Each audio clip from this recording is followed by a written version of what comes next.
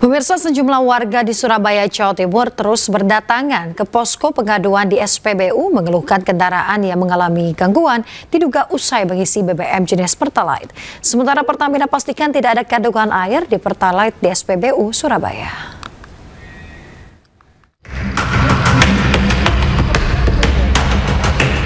Sejumlah warga Surabaya mendatangi posko pengaduan di SPBU Kebonsari, Surabaya.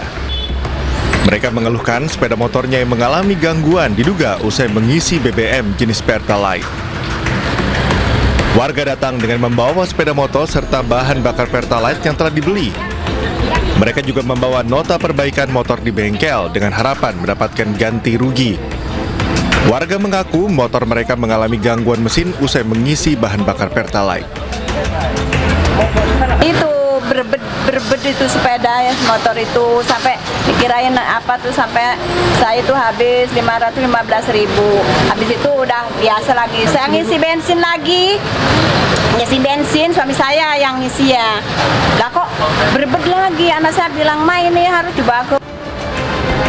Sementara itu, Pertamina Patraniaga memastikan tidak ditemukan kandungan air di bahan bakar Pertalite di sejumlah SPBU di Surabaya.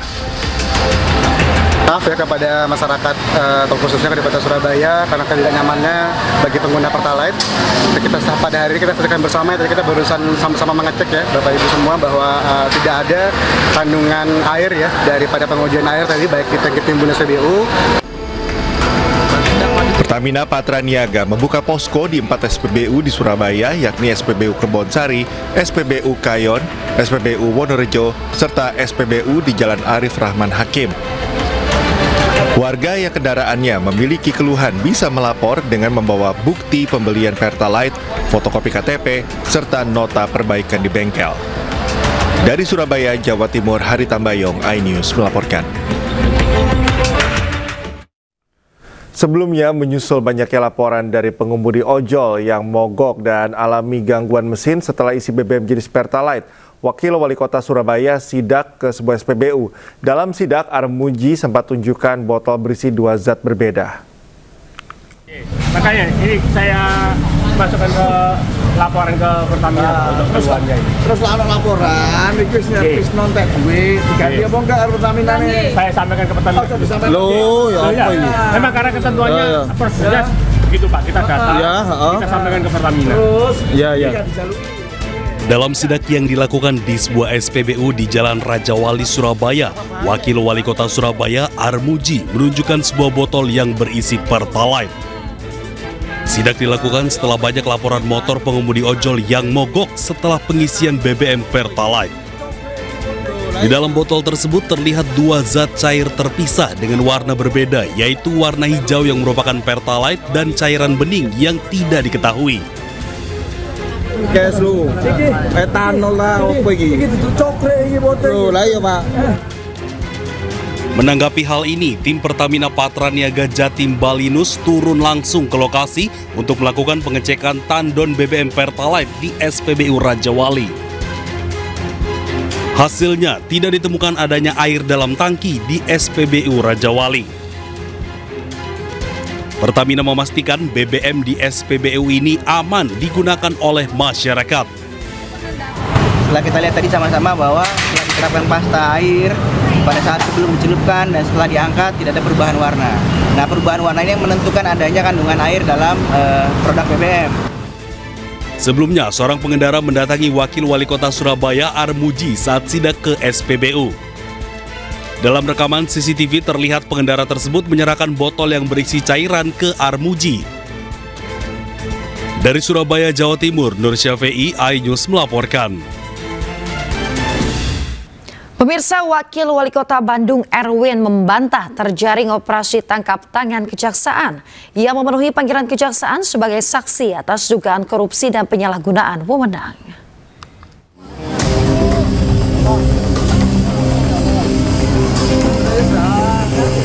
Wakil Wali Kota Bandung Erwin akhirnya angkat bicara menanggapi kabar yang menyebut dirinya terkena operasi tangkap tangan Kejaksaan Negeri Kota Bandung. Erwin memenuhi panggilan Kejari Kota Bandung dalam kapasitasnya sebagai saksi untuk memberikan keterangan. Kehadirannya di kantor Kejaksaan bagian dari sikap kooperatif sebagai pejabat publik yang menghormati proses hukum. Itu kalau OTT hoax ya, nggak ada OTT, saya dipanggil sebagai saksi saja. Tidak ada OTT, yang kemarin yang memberitakan OTT saya tidak tahu dari mana itu mereka bisa memberitakan saya OTT. Ya, terus terang saya juga kaget juga ada berita OTT itu kan. Siapa aja? Saya sendiri. Penyalahgunaan kewenangan di Pemda Kota Bandung ya Pak? Ya, ada hal seperti itu, ada kewenangan, ada juga terkait tindak pidana korupsi ada. Sampai dengan saat ini yang bersangkutan masih berstatus sebagai saksi terkait dugaan tindak pidana korupsi, kegiatan, saya ulangi, dugaan tindak pidana korupsi dalam penyalahgunaan kewenangan pada pemerintahan daerah Kota Bandung tahun 2025. Masih sebagai saksi beliau. Erwin juga mengimbau masyarakat agar tidak mudah percaya atau terprovokasi isu dan informasi yang belum terverifikasi. Ia meminta publik menunggu hasil pemeriksaan resmi dari Kejaksaan Negeri Kota Bandung. Dari Bandung, Jawa Barat, Billy Maulana Fingran, iNews melaporkan. Pemirsa, viral di media sosial, Wakil Bupati Pidijaya Aceh Hasan Basri memukul Kepala SPPG saat sidak ke dapur MBG. Setelah mendapat banyak kecaman, Hasan Basri langsung klarifikasi dan minta maaf atas tindakannya.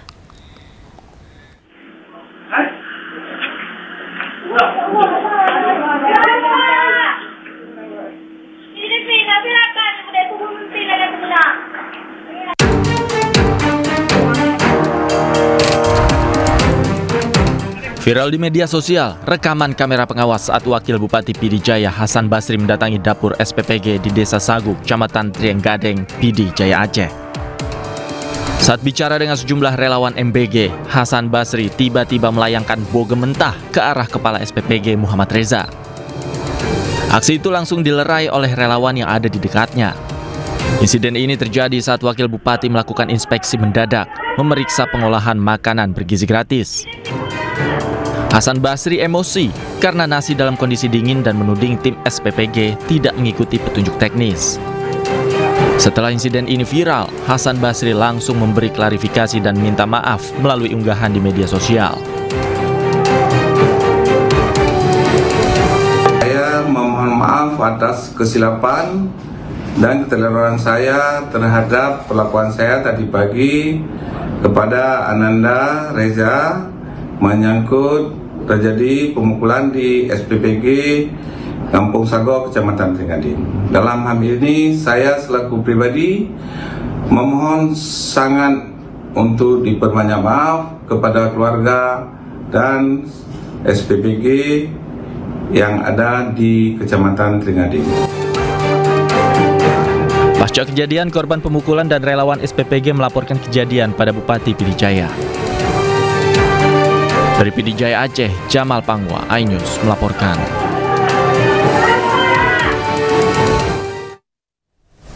Ke informasi selanjutnya, pemirsa, pembangunan lift kaca setinggi 200 meter di objek wisata Klungkung Beach, Nusa Penida diprotes warga. Lantaran pembangunan lift yang bekerja sama dengan investor China ini dinilai merusak keindahan pantai.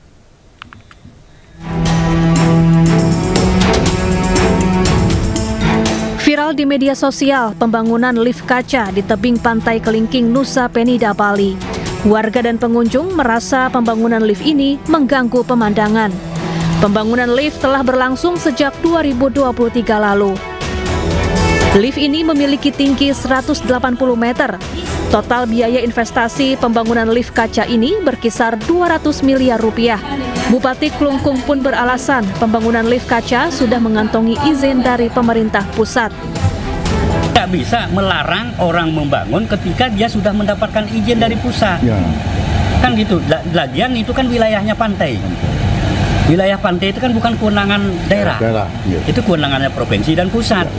Senada dengan Bupati, pihak pembangunan lift kaca juga mengakui telah memperoleh izin resmi.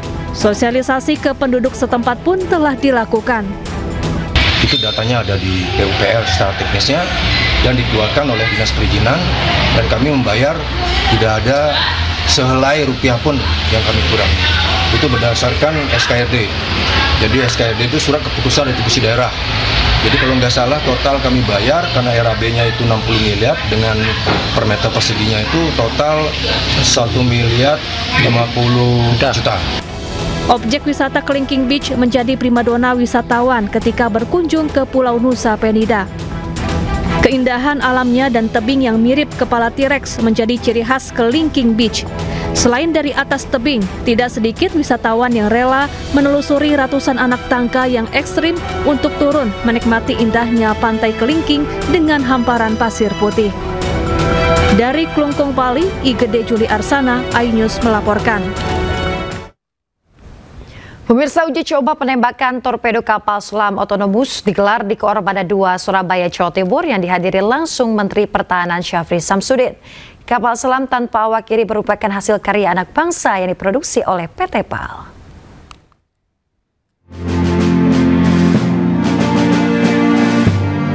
Menteri Pertahanan Syafri Samsudin melihat langsung uji tembak torpedo kapal selam tanpa awak otonomus di perairan dermaga Madura, Koarmada 2 Surabaya, Jawa Timur. Kapal selam tanpa awak ini merupakan inovasi strategis yang dikembangkan atas mandat Kementerian Pertahanan untuk menghadirkan sistem pertahanan tanpa awak dengan efek gempur tinggi. Menurut Syafri Samsudin, Indonesia menjadi negara keempat di dunia yang mampu memproduksi dan menggunakan kapal selam tanpa awak. Sudah bisa kita persiapkan dalam waktu tidak lama, maka di tahun 2026 insya Allah seluruh checkpoints dari wilayah nasional perairan kita itu akan kita isi dengan pengamanan kapal selam kita yang tanpa awak, yang tentunya punya manfaat efisiensi personel dan juga efisiensi material dan juga efisiensi waktu. Keberhasilan uji tembak torpedo ini meyakinkan Kementerian Pertahanan untuk membeli 30 unit kapal selam tanpa awak dari PT PAL Indonesia. Alutsista karya anak bangsa ini akan melengkapi armada kapal selam berawak yang sudah dimiliki oleh TNI Angkatan Laut. Dari Surabaya, Jawa Timur, Ismaria, iNews melaporkan. Kementerian Pertahanan dan TNI melaksanakan renovasi Gereja Santo Yohanes Paulus II di Stasi Okpol, Papua Pegunungan. Renovasi itu memperluas kapasitas gereja dari 40 menjadi 200 jemaat untuk memberikan ruang ibadah yang lebih layak bagi masyarakat setempat.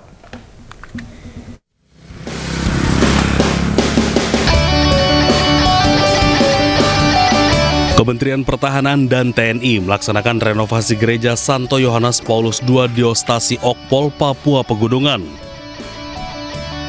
Renovasi ini memperluas gereja dari yang sebelumnya berkapasitas 40 menjadi 200 jemaat.